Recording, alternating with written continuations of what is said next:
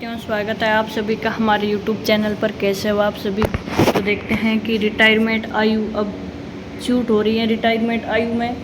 तो अब retirement age hike news यानी अब ब्रेकिंग न्यूज आ रही है कि रिटायरमेंट आयु में बदलाव हो रहा है और सरकार का लिखित में जवाब आया है। तो सरकार का क्या जवाब आया है लिखित में वो देख लेते हैं। आप सभी वीडियो में मेरे साथ बने रहिए और वीडियो को लाइक शेयर सब्सक्राइब जरूर करें। चलिए आगे देखते हैं कि रिटायरमेंट आयु है अब सरकार ने उसको बढ़ा दी है। पहले रिटायरमेंट आयु थी वो 60 वर्ष थी सॉरी, अब उसको घटा के 58 वर्ष कर दिया है। और आगे देखते हैं कि केंद्रीय कर्मचारियों के बीच लंबे समय से सेवानिवृत्त की उम्र में संभावित परिवर्तन को लेकर चर्चा और अटकलें चल रही थी।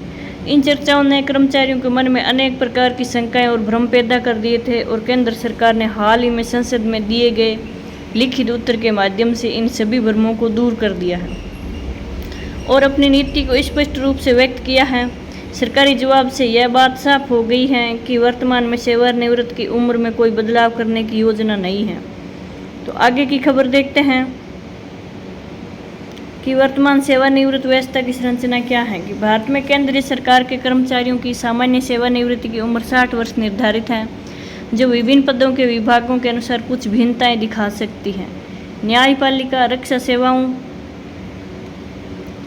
सेवाओं और कुछ विशेष पदों पर कार्यरत अधिकारियों के लिए अलग अलग नियम हैं जो उनकी कार्य प्रकृति और जिम्मेदारियों के अनुकूल बनाए गए हैं। सामान्यतः अधिकांश केंद्रीय कर्मचारियों के लिए 60 वर्ष की आयु में सेवानिवृत्ति होती है।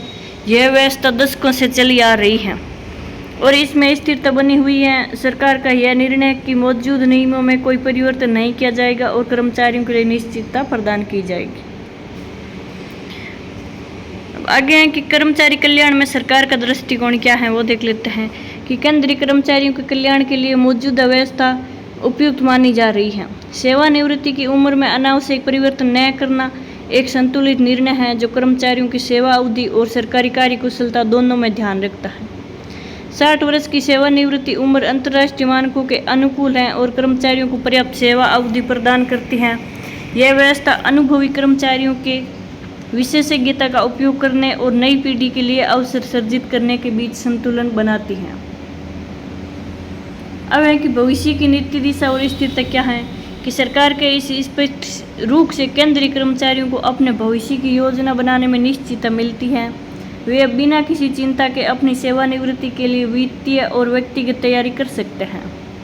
नीतिगत स्थिरता से न केवल कर्मचारियों को लाभ होता है बल्कि प्रशासनिक कार्यकुशलता भी बनी रहती है।